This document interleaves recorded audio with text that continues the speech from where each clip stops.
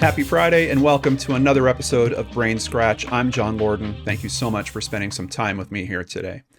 Last weekend we had a holiday. It was 4th of July weekend, and typically for an extended weekend like that, the news media will slow down and you'd probably notice that your feed on your phone just doesn't change a whole lot. But there was one story that broke through that and probably made a few reporters have to do some extra work on their holiday off. The story of a young man who went missing 8 years ago and was found. Now, initially, something that has been referred to as a miracle has taken us on a roller coaster ride this week, all the way to the depths of some of the worst possibilities. But I feel like it lands somewhere in the middle somehow, especially when you hear the latest updates that came from Houston Police Department on it. But I'm going to rewind, take you guys from the start, and see if I can try to make some sense out of this. This is one of those situations where things are clearly not what they seem. And even when you think you have a piece of information that you can rely on, you might find out later that's not necessarily the case. Let's take a look at this together.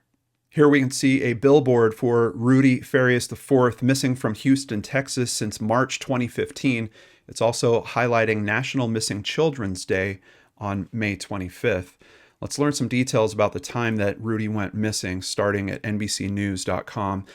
The last time Rudy Farias' mother saw her son was when he went to take his two dogs on a walk on March 6th, 2015, near his home in Houston, Texas. The 18-year-old left his home around 6 p.m. with his two dogs. Some reports I'm seeing are saying he was 17. Others are saying 18. I heard Houston Police Department talking about it today. They're kind of insisting he was 17 at the time. Several hours later, one of the dogs returned home. The next morning, the second dog came home. Both were missing their leashes. Rudy has been suffering from depression for months. Several years ago, he lost his older brother to a motorcycle accident. I've looked into his social media a little bit, and I can tell you that was certainly a big loss for Rudy. Apparently, his father wasn't really in the picture around this. His father would later take his own life. We'll talk about that a little bit later. But Rudy really saw his older brother as kind of a father figure. And I believe Rudy actually witnessed, it was a motorcycle accident. I think he actually witnessed that death. At least that's the gist that I'm getting from some of the reports on this. Detectives are openly investigating, but they say they do not suspect foul play at this time. Some type of foul play might be involved here. A big question that I'm going to have for you guys by the time we get to the end of this is there something criminal going on here or not? I know if you jumped into the story in the middle of the week, you probably think there is, but we'll get to all that. Right now, it's just classified as a missing persons case, and we have an officer assigned to the case who's tracking down all the leads brought to us, said the public information officer, John Cannon, who worked for the Houston Police Department back at that time. So jumping ahead to khou.com, this is a little news segment, and there's an interesting thing in it. His mother's speaking, and considering the conditions around his disappearance, it's just interesting to me that his mother is concerned about hiding her appearance. You know, I think this would be a bit different if he was kidnapped by gunpoint out of the back of her car or any situation like that where there was some element of, oh, there's definitely a madman, like, chasing the family or going after a member of our family. But so far what we're hearing about this, he goes to take the dogs for a walk. The dogs come back. He doesn't. What does that lead us to? He's 17 going on 18 or possibly already 18. Could this be just a typical runaway situation? I'm pretty sure that's what Houston PD was probably telling the family at the time, or at least it was one of the front runners in terms of considerations. Sure, there's always the possibility that something else is going on here. But just looking at this clip, especially in hindsight, really sticks out to me. Let's watch just a little bit of this interview together.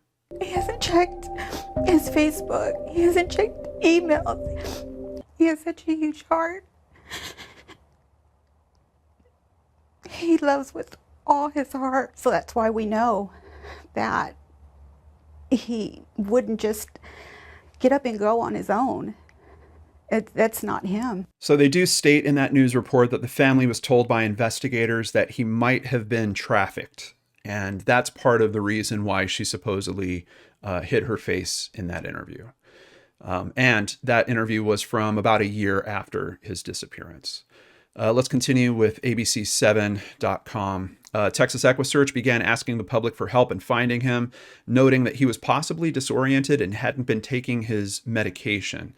Authorities say that they temporarily suspended the search for the then 17-year-old on March 10th, 2015, when they were working to gather more information. 2 days later, on March 12th, the hunt continued and then ended the next day. On March 13th, 2015, authorities thanked searchers for their commitment while looking for Farias in rain-soaked fields.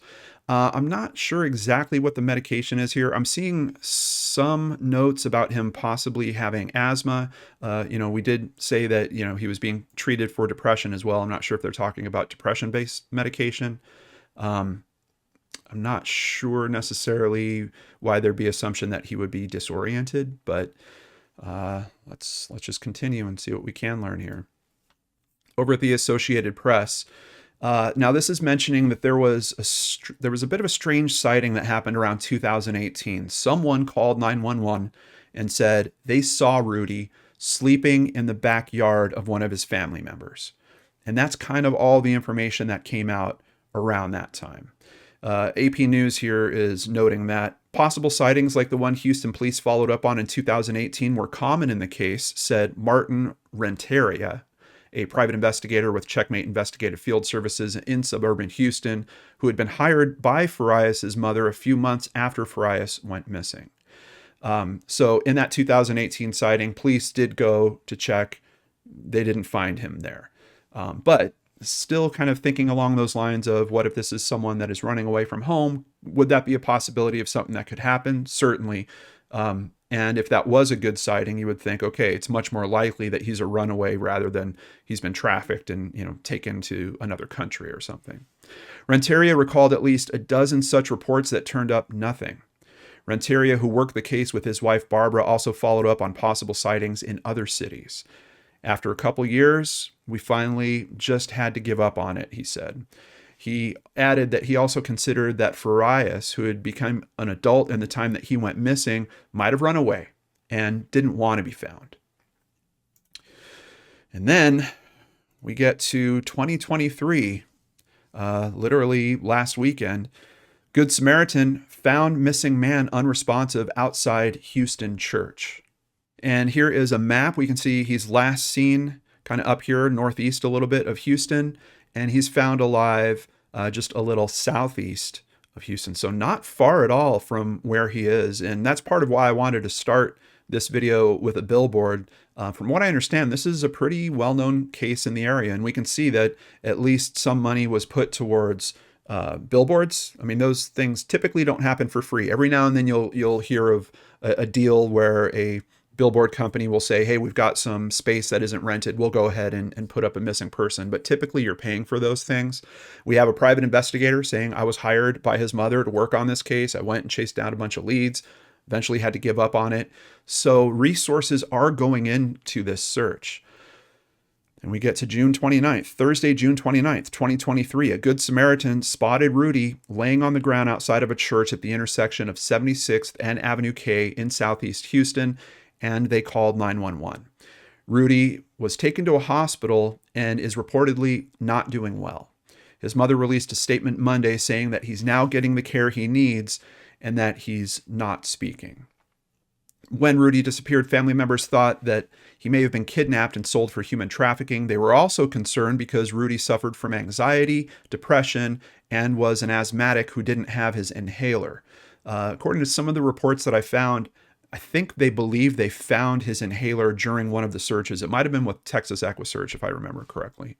A statement released by Rudy's family on Monday, July 3rd said, my son Rudy is receiving the care he needs to overcome his trauma, but at this time, he is nonverbal and not able to communicate with us.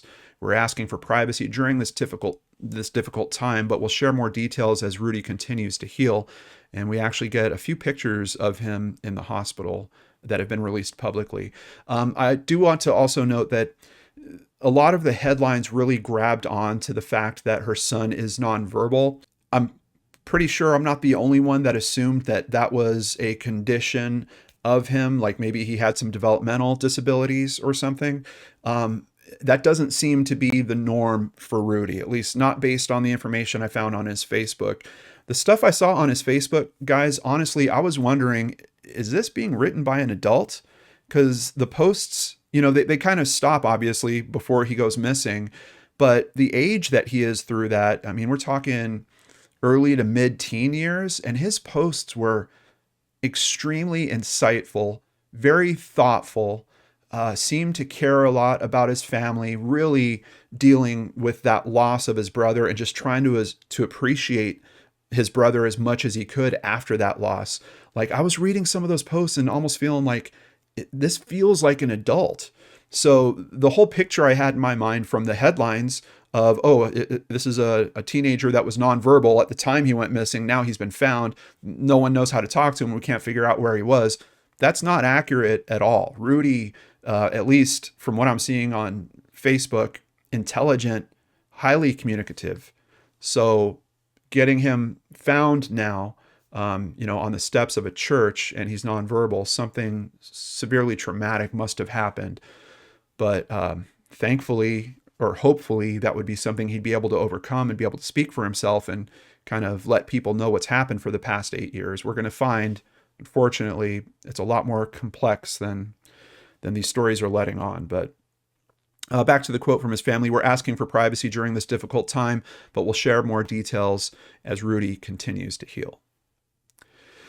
Continuing on click2houston.com, a little bit of information from Tim Miller, the director of Texas EquiSearch. We've talked about him on the channel several times. If you're in the true crime community, you've heard his name a lot, I'm sure.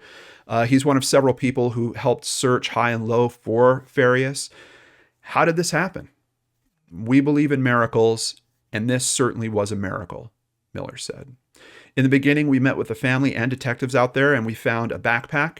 We talked to someone with a catering truck that said that they saw him. Then there were different possible sightings in different places," said Miller. "I think now there's a lot of questions." So yeah, there was items found. I believe they also found the inhaler, but let's continue here. We have another message from the family that's put out online. I believe it's from one of his aunts. It says, "It's him. It's our Rudy," and continues with some more details. Let's get to it here. "Rudy is in pretty bad shape. He has cuts, soft tissue tumors, small openings, and swelling on the soles of his feet, along with bruising, old and new cuts, scrapes on his body, old, dry blood on his head and hair. He has a very, very dark complexion now, almost unrecognizable." Based on this description, it sounds to me like this could have been a possibility where he was living homeless for a period of time. Back to the quote: "It broke our hearts to see him in this condition. God only knows what he's endured during this time away from home." The note also mentions that he's in a lot of pain. "He flinches if you try to touch him or hug him, thinking we're going to strike him. He thinks his name is Julio Torres, and he is 14 now." So now we're hearing a bit more. First of all, he is communicating in some way. Second, possibly his memory is being impacted or something is going on, because that's based on the communication I'm seeing from him as a young man on Facebook. Something has happened here. Maybe some type of narcotic is in use. There's something either altering his perception, or for some reason he's being instructed to not be honest about who he is, or he's fearful about being honest about who he is. Farias's mother said that they have tried to speak to him, but he only says a few words and then adopts the fetal position. I don't know how you can't feel sorry for this. And it's so strange because a lot of the imagery is him as a young man. Yes, he's 25 years old. But I have this weird feeling. I don't know if you guys are feeling it too. Like I want to see this young man through this. I want him to get to the other side, to be able to tell his story, get his life on track, do whatever he wants to do. But another important item is in this picture here, and that's this necklace over on the right. Let's learn about it at the New York Post. A 25-year-old missing Houston man was found alive after disappearing in 2015. He was still wearing his dead brother's necklace when he was found last week. He's currently nonverbal and recovering in the hospital. Farias's mother said that he always wore a necklace that belonged to his brother, who was killed in a motorcycle crash in 2011. His mother, Janie Santana, said Farias, who has barely spoken since he was found, keeps holding on to the sentimental chain. And here we have another picture of him in the hospital, bit of a different angle. Again, we can't really see his face too much, and he's extremely covered up. There's another photo I've been seeing. I don't think I have it pulled up for you guys, but it's just a photo of the bottom of his foot showing a little bit of the trauma. Oh, here we go. Here it is right here. So theories surrounding Rudy's disappearance, what's going on with this? One of the main ones, and the one that the police immediately jumped onto when they found him, was that he had been kidnapped and abused. So that's kind of, when they see him pop back up, apparently law enforcement is like, yeah, this guy has been through some severe trauma. Something has happened. He must have been kidnapped. From the cuts and bruises to his body to the blood in his hair, it's clear that Rudy went through some sort of trauma. When he first went missing, there was another running theory that he had run away. He struggles with mental illnesses and never quite recovered from the death of his half-brother in 2011 in a motorcycle accident. I just want to note that's another possibility with this. Not all mental illnesses are publicly disclosed for missing persons, so it could be that there are some other things at play that we don't know about, and things that, I'm obviously not going to be able to detect from reading through his entire Facebook from when he was a teenager. But I do just want to say, it strikes me that he's a very smart young man back at that time. Who knows about the trauma that he might have endured since then, or things that might have happened to him physiologically. There's all kinds of possibilities that could have changed that for him now. His scared state after his recovery provides some foundation to that idea, as does the fact that his family says he thinks he's a 14-year-old named Julio Torres. Others speculate that the boy was living with family members or neighbors. And if you look at any of the comment threads in any of these articles, even from back when these articles first came out last week, there was certainly some doubt from commenters that was coming up. It's kind of, I guess it's a good thing, bad thing in some of these situations, but the internet has a very critical eye to situations.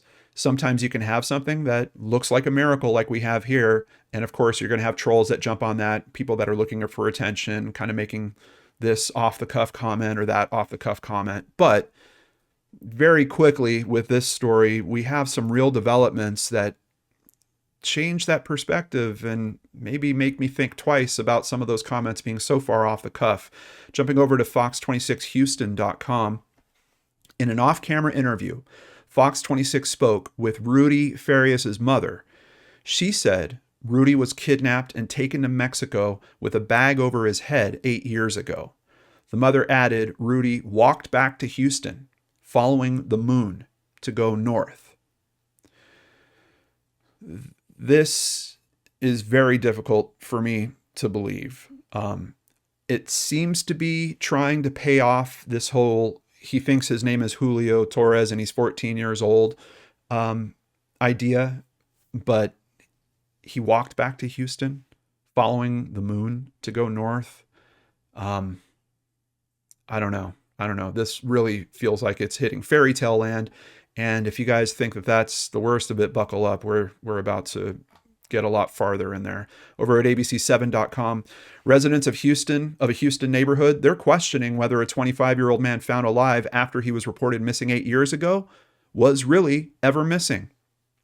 Keisha Ross and her family were shocked this week when they heard that Rudy Farias was found, saying they never knew that he was reported missing. Quote, "He used to come in my garage, chill with my cousin, son, and daughter," Ross said. "That boy has never been missing." Ross's cousin, Broderick Conley, said he and Farias would hang out often. They know him as Dolph, short for his given name, Rudolph. They said that he goes to their home often, but they hadn't seen him in the last few weeks. Someone called officers on Thursday morning after a man was found sleeping outside of a church. The man had an item on him with a family member's identification, which is how police were able to contact Farias' mother. So he had something on him that basically led them directly to his mother. Another neighbor who wished to remain anonymous said that she has seen, or he has seen, Farias living at his mother's home for years. So that last theory we were talking about, that he's really been living with a family member, yeah, with his mother apparently. ABC 13 attempted to speak with Farias's mother, who did not want to do an on-camera interview, but said that the man her neighbors have spent time with and seen living with her is actually her nephew. Slight problem with that. One of the people that spent time with Rudy actually tells the story about, he kept talking about the loss of his brother and how much that affected him. So unless, I mean, yes, it's possible, I guess, that she has a nephew that's been through a similar situation, but pretty hard to believe. Like, there's some personal details that these neighbors know about this young man. She shared a picture of the nephew. So she actually popped out a picture of a nephew, but the neighbors say, no, that's not the guy that we've been seeing. Now, a Houston community is trying to wrap their heads around why either of them would say that he was ever missing. I do not know. That's what I've been trying to figure out all day, Ross said. I'm confused right now. I'm like, what's going on? That's a great way to sum it up for all of us. What is going on here? Why are you going to lie about your son being missing for 8 years?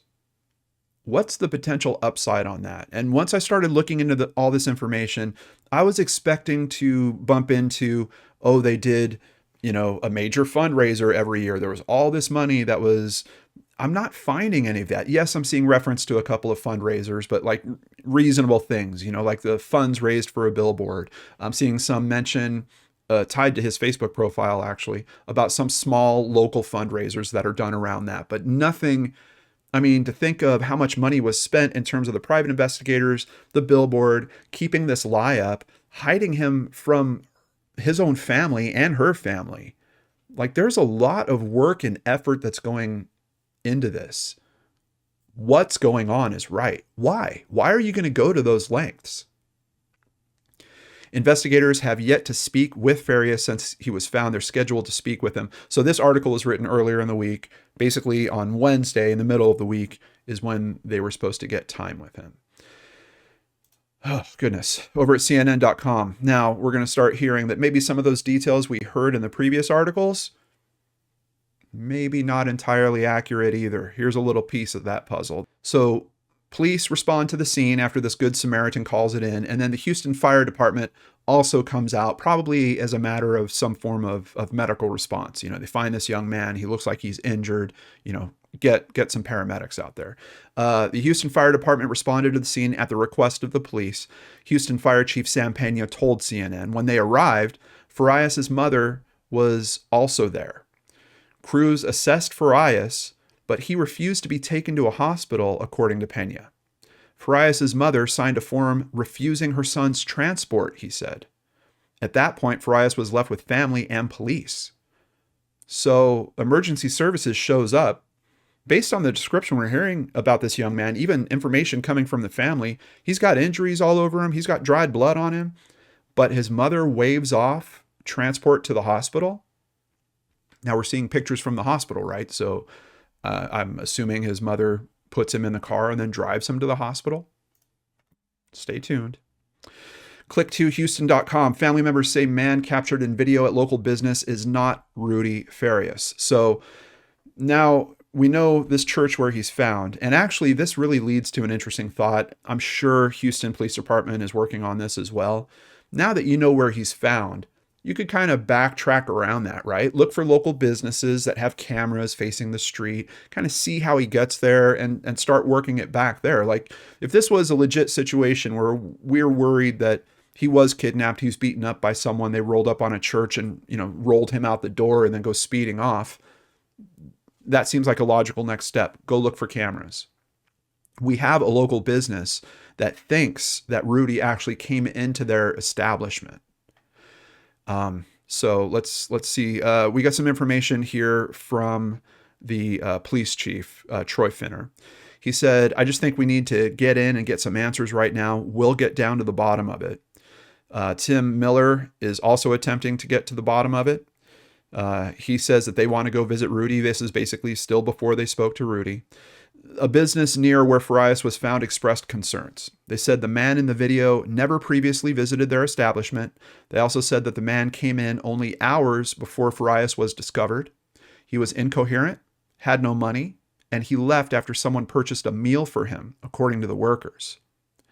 KPRC2, that's Click to Houston, they had since learned from family members that the man in the video is not Rudy. So the video I've seen, it was posted somewhere. It's been since taken down, but there's a couple of still shots of it that still are around. This is one of the still shots. So could that be that young man 8 years later? I think it's definitely a possibility. Knowing what happened in this area, all of a sudden this guy's found out, passed out on the steps of a nearby church, certainly a possibility. What's throwing me is this photo. It looks to me in this photo that his hair is cut pretty short here.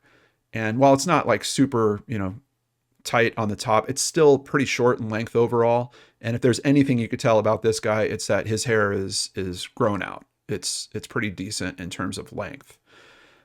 So, just based off these two pictures, I'm not sure that this is a match. I really honestly can't find any solid confirmation about who these family members are that said that's not Rudy. Like, I don't know if is his mom saying, no, that's not Rudy, because that'd be a lot different than, his aunts looked at it and they're like, no, that's not Rudy. But I don't even know if extended family members have seen him. How would they even know? I mean, we're talking 8 years after the fact. So I don't know how much to lean on this video in terms of this being really a part of that story or not. But based on these two photos, it doesn't look like it's a match. And then in the middle of the week, Wednesday happens. Police get their time with Rudy, and Quanell X, a local community activist, is invited to these interviews. I tried to figure out how that happened. The only thing I saw was one mention that it was actually Rudy's mother that requested that Quanell come and be a part of this. It's a little odd to me to think that law enforcement would be conducting interviews and just kind of have a civilian in there. Admittedly, if you look into Quanell X's history, you're going to see that he is responsible for getting some people to talk in situations where where those people wouldn't speak to law enforcement. So maybe he has a known reputation in that area that they would allow that to happen. But so he gets into the room, and basically he comes out saying a bunch of different things that really raise the concern for Rudy and this situation in very, very significant ways. One of those things that he's saying is that Rudy was basically hidden in plain sight for the past 8 years. Farias and his mother met with Houston Police Department detectives as well as community activist Quanell X.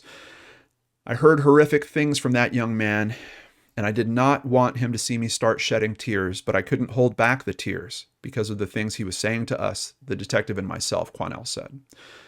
No child should ever be treated like that by your own mother. Quanell said that Farias was allegedly with his mother the entire time, but was basically removed from society. Also, I did see some footage taken from the front of their house. They've got bars up on all the windows, even like their entryway is closed in with bars. But I also want to keep in mind, we do have stories from neighbors that are saying, yeah, he'd come and hang out in our garage. So not quite a situation where maybe he was being locked in, almost like the home was a jail. It seemed like he did have some ability to get out every now and then. And I want to also keep in mind, he's 25 years old this year, which is another very tough thing about this story and really trying to figure out what's going on here. Like if a typical 25-year-old's mother was trying to keep them locked up and secret and hidden away from their family and their friends and society, would they be able to do that? No. I mean, you'd have most 25-year-olds would take off. They would split. They would find some other resources. Some might run away from home. Some might go live a homeless lifestyle. That's not what's happening in this situation for some reason. So is there potentially some form of mental illness or something at play here? I think it's a strong possibility. But back to the quote from Quanell. This young man said that when he initially ran away, he came back 2 days later, and that she told him he had to hide, that he was going to get in trouble and they were going to arrest him for running away, and that he had to continue hiding. Now, of several moments, and I'll have a link to all of his interview down below, there was a few moments that stuck out to me. And when he talked about that, it hit me that it's almost the perfect control mechanism, because in a way, she's not lying. There's part of that that's true. She did list him as a missing person. She continued the efforts for people to be working to find him. And in a way, that becomes a control mechanism, because he knows if he gets spotted out in the wild, people are going to be able to identify him. And based on the story that he hears from her, the police are going to come and take him away. So just in terms of thinking, what a way to screw with someone's mind, to gaslight someone into controlling them. It's kind of terrifying to me that someone would think of a mechanism like that and put that together in a way to work that way. It's evil from where I'm sitting, to think that someone would control another human being with a mechanism like that. Now, outside of that, some of the other things that Quanell X hears, you might say are worse, believe it or not. According to Quanell, Farias would not speak in front of his mother. When she was in the room, he wouldn't say anything. Quanell alleged that after Farias' mother was removed from the room, he then began telling them about his whereabouts for the past 8 years. He claims that Farias said, so Quanell claims that Farias said, his mother would take him to work at her security job and force him to do the work that she was supposed to do. According to Quanell, Farias was allowed to visit with a few neighbors under a different name. We know that he was calling himself Dolph. The activist claimed that when Farias was found, he had his mother's credit card in his pocket. So we now know the piece of identifiable information. It was basically his mother's credit card. Quanell makes a really good point, though. That's a card that was only issued within the past few years. How did that wind up in his pocket if he's been missing for 8 years? Which I know none of us are buying at this point anymore, but it's basically proof. We basically have physical proof now that he was interacting with his mother at some point, because she gave him the credit card that he had in his pocket when he was found. Now, some of this might sound like almost like kind of teenage angst almost. Oh, my mom wants me to do this. Oh, they're forcing me to do that. But there was some things that Quanell heard that are a lot darker. I don't want to get into quite all the detail, but I want to make sure that you guys understand the depth of these accusations, because they really take this story and throw it in a whole different direction. But keep in mind, we still have to hear from law enforcement to balance this back out. But let's just hear a clip from Quanell X. And he said that she made him play daddy. He said that he didn't like getting into bed with her, that he would try to sneak out of the bed and sometime hide under the bed, but she told him he had to be her husband.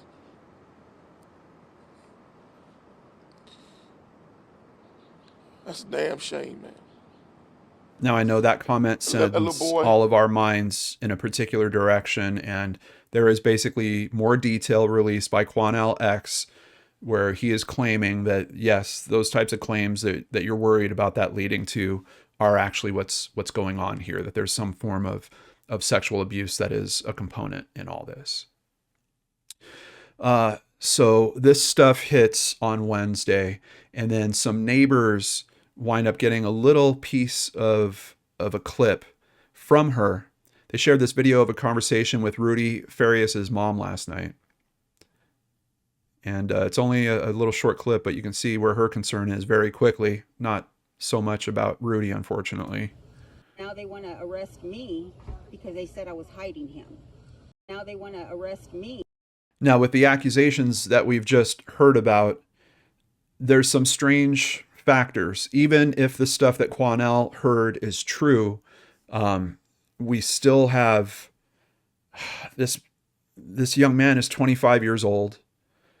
Is he being controlled in some way? Is that criminal at that point?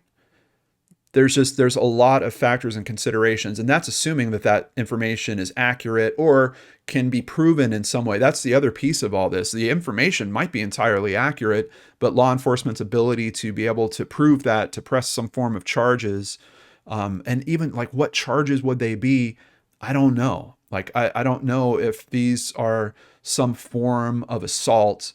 Is gaslighting someone really a crime? Is it some form of abuse stemming? And that's why I wanted to point out earlier that the time he went missing, I believe he was actually 17. And Houston PD did a big press conference on this case earlier today. And the chief actually stated that in Texas at 17, you're considered an adult, which is not entirely true based on what I've seen. In Texas, the age of consent is 17, but you're not considered an adult until you're 18. So if there was some form of manipulation or him being controlled in some way back when he was 17, could there be some criminal charges around that might not be in effect still once he rolls into 18, 20, 25 years old? I think there's a possibility of that, but I can tell you based on the way that I saw the chief handle that comment in today's press conference, they're not looking in that direction at all. They're just kind of under that assumption that, no, well, he was 17, he was an adult anyway. So I don't know where the charges go with these types of situations that we're hearing here. Outside of if the description of how he looked physically is accurate, someone assaulted this guy. He's got, even Quanell talked about scars. Now, admittedly, the type of scarring that Quanell talks about in his interview almost sounds like self-harm to me. So I'm not 100% sure that that's someone else causing that. But the other descriptions that we're getting through the family's post and some of the family's comments and media certainly make it sound like he was roughed up by somebody. Who is that? Can we press charges against them at a minimum? Like, is this... So let's continue with all the developments from today and see if we can get some sense here out of this. Family members of Farias were at the hotel where Quanell spoke to the media and said that they were shocked and hurt by what they had heard. She hid from her family. That was wrong and awful, one family member said. Now what she did to him, that girl needs to go to jail. So we even have family members that are basically very upset with this. I'm hearing some mention of other family members that are kind of swinging to her defense. You never know if those are, some people will create fake social media accounts to do things like that. And in the one occurrence I can think of, the news publication couldn't confirm that it was actually a real person. So I'm not sure if it's a separate family member. It seems like most of the family that's commenting in media is upset with her. Sylvia Lopez, another one of Farias's aunts, said she hasn't seen him since the day he went missing. And over the years, she's even traveled out of state with his mother to help look for him. She had me out there in California thinking they had found somebody that looked like Rudy in California. And I went all the way with her, Lopez said. Quanell X said that he stole his mother's car to get away from her, and that he ended up crashing the car. Some of these articles kind of mash that together and say that's part of what led to him being discovered. Not based on what I heard from the interview. You guys might want to check it out for yourself. But I believe Quanell X was basically talking about a separate instance where his mother had called in the car as being stolen. They found the car was wrecked somewhere. And Quanell was basically just saying that was Rudy that did that because he was trying to get away. But that wasn't, I don't even think that was the same day. I think that was a few weeks before Rudy was found. At least if my memory's still holding up. I got to tell you guys, my brain feels like Swiss cheese after going through all this information today. I've never seen so much information that has been countered by other information. And I'm telling you guys, I'm going to put this video up, and later today or tomorrow, new information is going to come out that's going to twist the reality on this case again. It's going from a day-to-day basis in terms of what is really going on with this case. Insider.com says 4 private investigators who worked on the missing persons case say that his mom lied to them for years. So let's hear a little bit about their insights, see if they have any pieces of the puzzle, help us get somewhere close to the truth on this. Paradise worked the original 2015 disappearance case for years. How, she wondered, could he have gone undiscovered all these years if the activist's claims are right and he was home all along? There were freaking billboards in Houston announcing he was missing, she said. That's very good. It's a good thought, but I do have to say, after dealing with missing persons cases for this long, I'm never surprised at when I put up a new video, I have someone always comment and say, wow, I lived there and I didn't know about this case. The billboards, the videos, the television coverage, the radio coverage, it just doesn't get to everyone. That's just the reality of it. That's why it's so important that if you see a case that you're really moved by, help share it, because it doesn't get in the eyes, in front of the eyes of everybody. Just like we're seeing here. We had people living in Houston. I showed you that billboard at the start of this video. And they didn't know about this. The mom gave investigators the wrong year of birth, and we had to redo the flyers, said the private investigator. He was 18 when he went missing. Tonight, I found the original intake form. It shows that mom wrote the wrong date. She said he was 17. The mother also would not provide any recent pictures of Farias. The one on the missing flyers shows him at 14. That's another thing about his Facebook profile. There's pictures of him on it, but he's like 10. There's like one picture, I think, of him at age 10 or so. There's one possible picture of his brother's funeral. I think he's sitting in the front row of his funeral, but he's with a bunch of other people. There's no pictures of him on his Facebook page. And it looks like his Facebook page was used after his supposed disappearance. So I don't know if his mom scrubbed it or what, but here we're even hearing from the private investigator that very early on, they were effectively putting out information that wasn't going to be great for finding him. You use a picture of him at 14 for the missing flyers when he's 18 years old at that time. That's pretty substantial. Quote, she told me that she thought if he looked younger, there would be more empathy. When searchers found an asthma inhaler and a backpack at the disappearance scene, family members quickly said that they belonged to Farias, but after these items were forwarded to police, they turned out to not belong to Farias at all. Rudy never even had asthma, Paradise said. The backpack had some elementary school kids' homework inside it, and that wasn't Rudy's either, she said. But the mom had swore up and down that it was his. Quote, I mean, God, I'd love to hear that he was found and is getting help, she said, but I just don't trust anything that comes from that family. Ryan Grayson, another private investigator who worked on this case, quote, she claimed that there was a woman that was holding him in Mexico. He also says that Rudy's mother did not act like a grieving, worried mother. She showed up late for a fundraiser, and she didn't go around and say hello to any of the people who were donating money at the fundraiser. Grayson tracked the supposed trafficker down and called her, he said. Quote, she said that Rudy's mom had talked to her. She said, I told Janie I didn't want to be involved in her scam. So we had another private investigator that figured this out pretty quick. I've got a strong feeling he was a victim, Grayson added. I know he was special needs. It's a pretty sad situation. I'm not 100% sure. But this guy, obviously much closer to the situation, he's seeing that Rudy was special needs. So I'd also be curious to know if these PIs actually kind of funneled that information over to Houston Police Department, kind of like, hey, we're finding some weird things on this case. Maybe they did. Maybe it wasn't acted on. Maybe Houston Police Department just didn't have enough to take action. Here, we get some information from the cousin of Rudy Farias. Her name is Cassandra Lopez, and her quote is, we always in our hearts knew that he wasn't really missing. Lopez said that she called 911. She's the one back in 2018 that reported seeing Farias at his mother's home. So now we know who called it in and which family member they said that he was sleeping in the backyard of. It was actually his own mother's home. Lopez said that their grandmother told her that she spoke with Rudy often. So there was a period of time where Lopez's grandmother was living in the same home with Rudy's mom. And the grandma was basically saying, oh yeah, I saw Rudy. Yeah, no, we talked. Saw him the other day.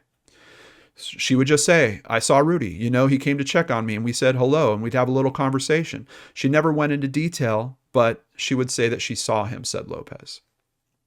HPD said officers responded on that call. We heard that they did, but they did not find Farias.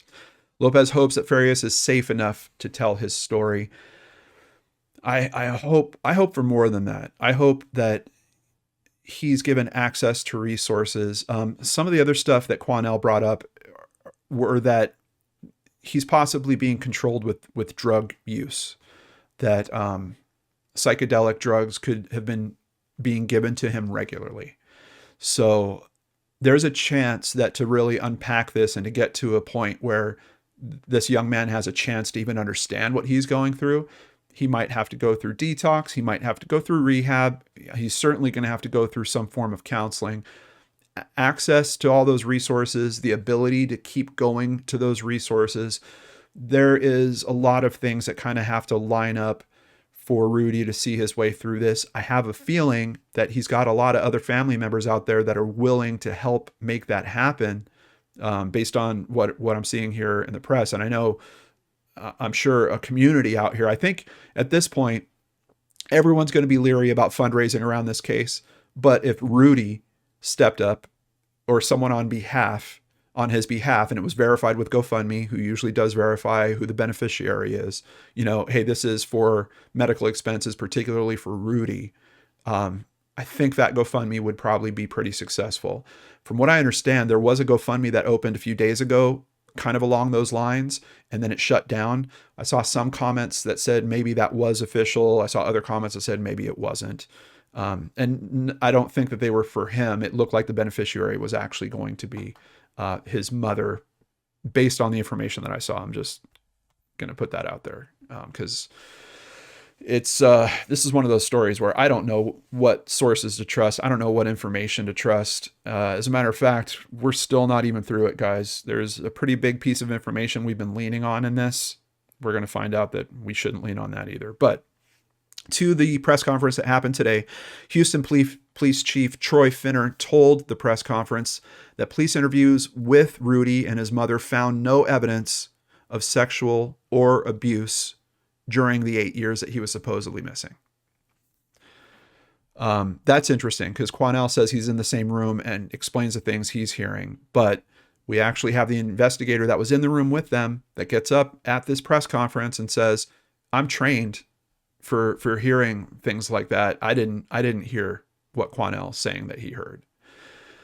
Both Janie, Rudy's mother, and Rudy himself gave fictitious names while interacting with various patrol officers, said Lieutenant Christopher Zamora, a detective with HPD's Missing Persons Unit.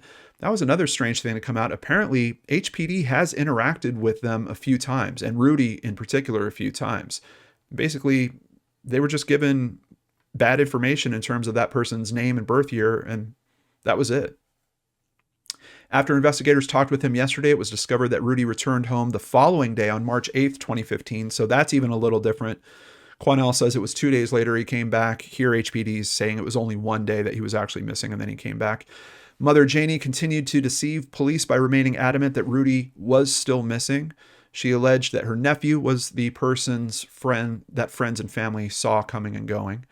Mr. Zamora said that the district attorney had declined to lay charges at this time for making fictitious reports to police. So basically, if there was a minimum charge you could figure for this, you make a false missing persons report, that causes a bunch of police resources to be used. Shouldn't there be something criminal there? They're basically saying at this time, the DA is saying that we're not going to press charges on any of that.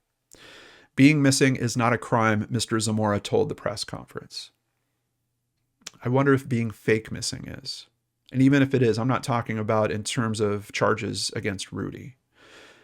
Rudy, who was 17 when he was first reported missing, was considered an adult under Texas state law. Again, I looked for more information on that. I cannot confirm that. Age of consent, yes. Legally an adult, no, based on what I'm finding. Mr. Zamora also contradicted claims by Houston activist Quanell X, We do take all allegations seriously, and any new information or facts that we receive will be investigated, Mr. Zamora said. So I don't know how, guys, but they're saying they heard something different in those interviews than the activist did. And in a way, I was appreciative of the fact that they would let in someone that might be able to help with the conversation, someone that's a counselor, someone known to the community, and that might prove to be beneficial for the case, for law enforcement, for transparency's sake. Something that I thought might be seen as a good collaboration is now turning into, I didn't hear the same thing that you guys did. And, we're both running to the press with different stories. It's unfortunate that it's playing out this way in my mind, because I think it's going to affect other cases and the ability for civilians, if they're counselors or not, activists or not, to become a part of those situations in the future. And after HPD had their press conference, two of Farias's aunts held their own news conference, and they said that they believe their nephew was actually sexually abused and accused his mother, Janie Santana, of lying. The aunt said police had Santana in handcuffs, but after the district attorney's office declined charges, they let her leave with Rudy. Why in the freaking world did they let her go, she asked. They questioned why Santana isn't being charged with filing a false report, for falsifying that he'd been kidnapped, which was not true. They also said that Farias hasn't been in the hospital, as his mother has said. The aunt said the photo of Rudy in the hospital that was given to the media earlier this week is actually from 2012. I told you guys, there is nothing in this case that we can. So if this is him in 2012, this might be him now. Now, I don't know. And why are you circulating an old picture of him in the hospital just to spin up a story that he's been in the hospital? Is that part of the play for a GoFundMe for his medical expenses? I don't understand. This, I could see this situation being completely different if there was no missing persons report. This could be a situation where a mother is dealing with having a son that is suffering from drug abuse. This kid has had really tough trauma in his family. But there's this faked missing persons thing. Why? Why? I don't get it. Rudy is safe. He is with his mother by choice, the police chief said, but Rudy's aunts disputed that in their own news conference, saying that their nephew is actually staying with a friend. I hope that's true. One last note over at people.com. Officials said investigators have reached out to Adult Protective Services to ensure he has a method to recover. It's probably the most important aspect of this story for me at this point. I don't know what we can believe and what we can't believe. I just hope that this young man is given a chance to put his life together for himself, get out of a situation of being controlled for some reason. And we don't understand, we might not ever understand what the reason for that is, but he is clearly being controlled. There's a reason why that mechanism of the fake missing persons report was put into play.